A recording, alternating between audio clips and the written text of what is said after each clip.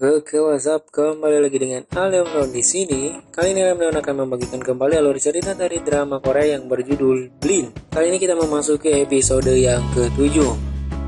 20 tahun lalu, anak-anak sedang mengangkut box makanan. Yeonjae tidak sengaja menjatuhkan box dan ternyata isinya adalah kentang, bukan daging sapi seperti yang tertulis di boxnya. Ternyata pengantar makanan yang korupsi itu adalah Pak Kang. Dia pun menerima upah banyak dari direktur panti.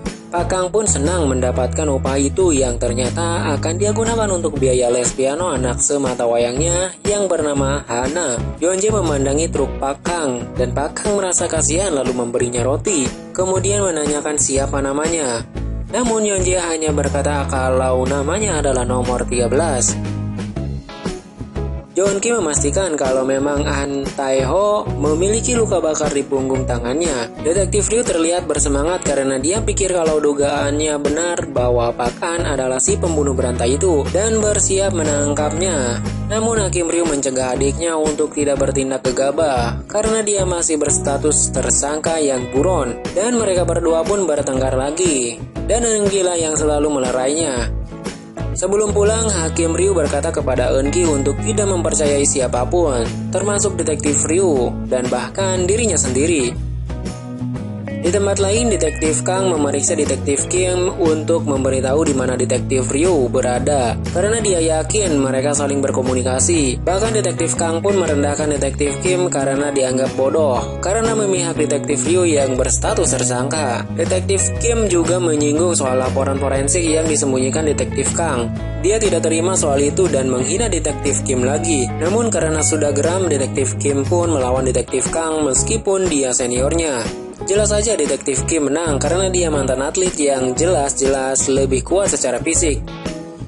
Jeon-ki memperhatikan detektif Ryu yang sedang tidur sambil memikirkan perkataan Hakim Ryu malam itu yang menyuruhnya untuk tidak mempercayai siapapun. Lalu dia pun pura-pura tidur, namun di saat itulah detektif Ryu beranjak pergi. Tiba-tiba dia menatap Eun-gi dengan tatapan menakutkan. Eun-gi pun panik, dirinya akan disakiti saat detektif Ryu menghampirinya.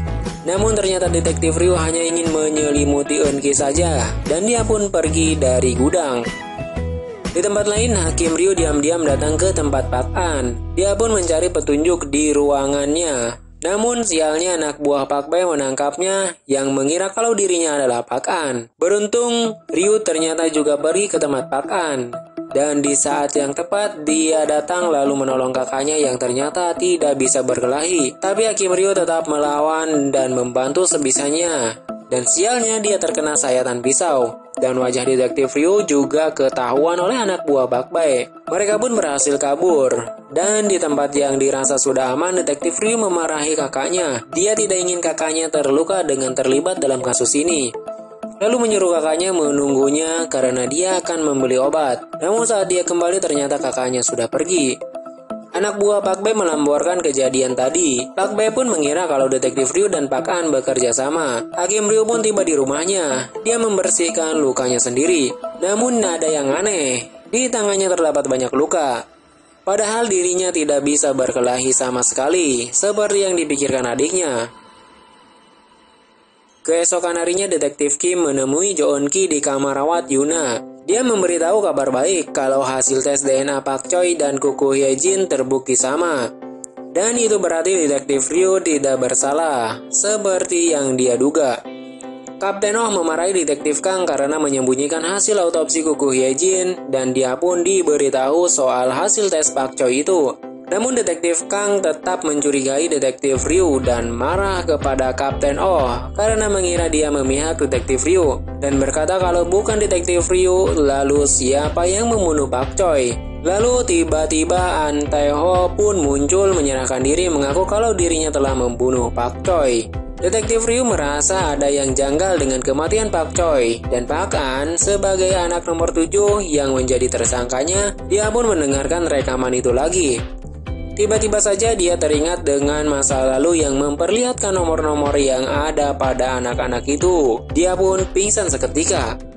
Pak pun diinterogasi. Dia tidak menjelaskan motifnya dan hanya mengakui kalau memang dialah yang membunuh Pak Choi. Namun saat dia diberitahu Pak Choi masih hidup, dia pun mengamuk karena seharusnya orang seperti Pak Choi tidak boleh dibiarkan hidup. Pak Hyom pun semakin yakin kalau memang Pak An bekerja sama dengan detektif Ryu seperti yang diberitahukan oleh Pak Bae. Jeon-ki membangunkan detektif Ryu yang pingsan dan memberitahu kabar baik tadi. Namun detektif Ryu tampak tidak senang mendengarnya, karena bukti itu sudah terkontaminasi dirinya yang masih berstatus tersangka dan tidak bisa dijadikan barang bukti untuk membebaskan dirinya dari tuduhan. Tiba-tiba mereka mendengarkan sesuatu yang aneh, yang ternyata suara itu berasal dari rekaman ponsel Pak Choi. Rekaman itu ternyata masih berlanjut dan merekam kalau ada orang lagi yang datang menemui Pak Choi setelah Pak An pergi. Dan orang itu pun memukul Pak Choi dengan botol. Di saat yang bersamaan, Hakim Ryu menemui Pak Choi di rumah sakit. Ternyata dia mengetahui soal kelanjutan dari rekaman itu dan menanyakan kepada Pak Choi siapa orang yang datang setelah Pak An. Namun belum sempat Pak Choi mengatakannya, dia malah meninggal. Apakah Hakim Ryu melakukan sesuatu kepada Pak Choi? Karena dia meninggal begitu saja. Pak Bae berpapasan dengan Hakim Ryu saat dia akan menemui Pak Choi. Dia pun terkejut saat mengetahui kalau Pak Choi meninggal. Lalu mengingat Hakim Ryu yang baru saja pergi, membuat dirinya bingung dan curiga kepada Hakim Ryu. Ibu detektif Ryu menerima kabar kalau pencalonannya sebagai menteri akan dibatalkan oleh presiden. Tiba-tiba Pak Bae datang menemui Naguke. Ternyata mereka saling mengenal. Pak Bae yakin kalau dia menyembunyikan detektif Ryu karena takut akan merusak reputasinya, karena dia hanya anak adopsi yang bernama Yoon Jae. Namun dia menyangkal semuanya dan mengaku kalau dia memang ibu kandung dari anak-anaknya, lalu menghina Pak Bae yang berani mengancamnya. Tiba-tiba Pak Ryu datang dan mengejutkan mereka, dan ibu Ryu pun bersikap lembut kepada suaminya. Kemudian mereka pun memasuki rumah. Detektif Ryu pun menemui rekan-rekannya dan meminta hasil autopsi Pak Choi. Ternyata memang benar kalau Pak Choi dipukul 2 kali dalam jeda waktu yang cukup lama, yang kemungkinan kalau memang ada 2 pelaku yang berbeda. Ryu pun memberitahu hal itu kepada Jeon-ki dan kakaknya. Lalu Hakim Ryu pun bercerita sudah menemui Pak Choi dan menanyakannya. Ternyata orang yang menemui Pak Choi setelah Pak An adalah anak nomor 13. Ternyata itulah yang dikatakan Pak Choi sebelum meninggal. Detektif Ryu pun bingung dan tampaknya Jeon-ki menyadari kalau detektif Ryu sepertinya menyembunyikan sesuatu terkait anak nomor 13 itu. Pak Hyom memberikan perintah kepada Kapten Oh untuk membebaskan Pak An. Namun dia protes karena Pak An seharusnya didakwa atas penyerangan dan curiga kalau atasannya itu mempunyai alasan lain karena membebaskan Pak An. Pak Hyom kesal dan menyuruh Kapten Oh untuk menuruti saja apa yang dia perintahkan. Saat Pak An keluar dari kantor polisi, dia langsung diculik oleh anak buah Pak Bae. Di ruang kerjanya, Hakim Ryu sedang memahat patung dan teringat dengan perkataan Pak Choi tentang anak nomor 13 yang bernama Yoon Jae.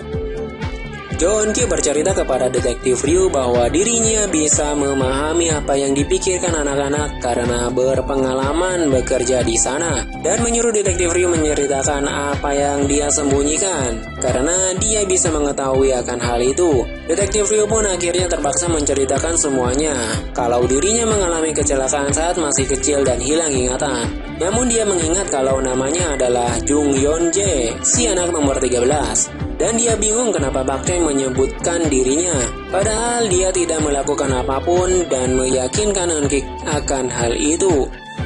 Di tempat lain bahkan disiksa oleh Pak Bae. Pak Bae menyuruhnya mengaku di mana keberadaan Yoon Jae. Namun Pak Ang mengaku kalau dirinya tidak pernah bertemu lagi dengan Yoon Jae setelah 20 tahun berlalu. Dia pun teringat saat 20 tahun lalu, dirinya mengkhianati rekan-rekannya yang sudah seperti keluarganya sendiri demi kebebasan dirinya, namun Pak Bae hanya memanfaatkannya saja.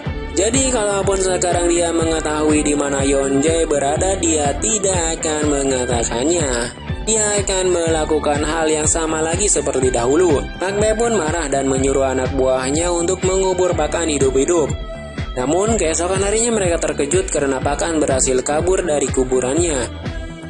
Di tempat lain, si Chen Ayang bermimpi saat 20 tahun lalu. Dia melihat anak-anak di bawah dan melihat John Jay yang meminta tolong lewat tatapannya. Namun mulutnya yang berlumuran darah mengingatkannya akan para korban Joker. Mimpi itu membuatnya ketakutan dan berhalusinasi kalau air yang diminumnya adalah darah. John Kee memberitahu Detektif Ryu bahwa dia akan menghadiri pesta pernikahan putri Pak Kang. Dan Detektif Ryu pun berencana pergi ke tempat Pak Kang lagi untuk menanyakan apa yang terjadi 20 tahun yang lalu. Tapi John Kee menyuruhnya untuk izin kepada kakaknya.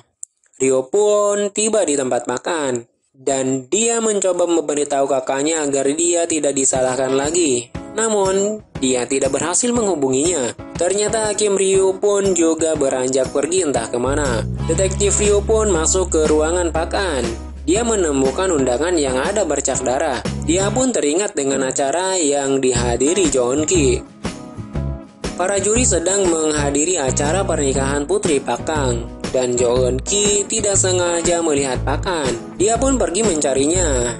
Jung In Sun pun juga keluar dari ruangan mengikuti John Kee dan beralasan akan ke toilet. Ternyata John Kee kehilangan jejak dan Detektif Ryu pun menghubunginya. John Kee pun memberitahu kalau dia baru saja melihat Pak Kang dan Detektif Ryu berpikir kalau dia pasti akan melakukan sesuatu yang buruk di sana. Benar saja, seseorang baru saja memberikan racun pada 2 gelas minuman yang ternyata gelas itu diberikan untuk Pak Kang dan istrinya. Si Chonayang menceritakan mimpinya dan berpikir kalau itu adalah firasat buruk. John Kee datang dan menanyakan kepada rekan juri yang lain siapakah yang memberikan undangan kepada Pak Kang. Namun semuanya menggelengkan kepala. Saat itu Jung In Sung belum juga kembali ke kursinya. Pak Kang pun memberikan sambutan di pernikahan putrinya dan mengajak semua tamu undangan untuk minum. Namun setelah dia meminum minumannya, dia terlihat kesakitan dan Pak Kang pun dibawa ke rumah sakit. Di saat bersamaan, Detektif Ryu pun tiba di tempat acara.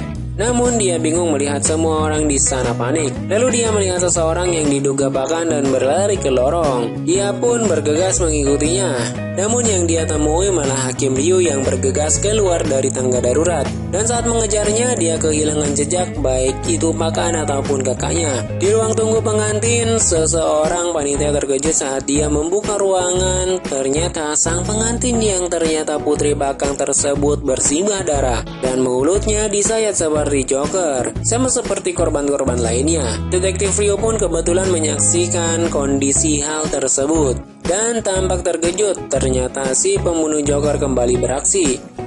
Di tempat lain tampaknya seseorang sedang mencuci tangan yang bersimbah darah dan ternyata itu adalah Hakim Ryu. Apakah dia sebenarnya adalah Yeon Jae? Kita akan temukan di episode yang akan datang. Oke, sampai di sini dulu episode yang ke-7. Tetap jaga kesehatan dan terima kasih.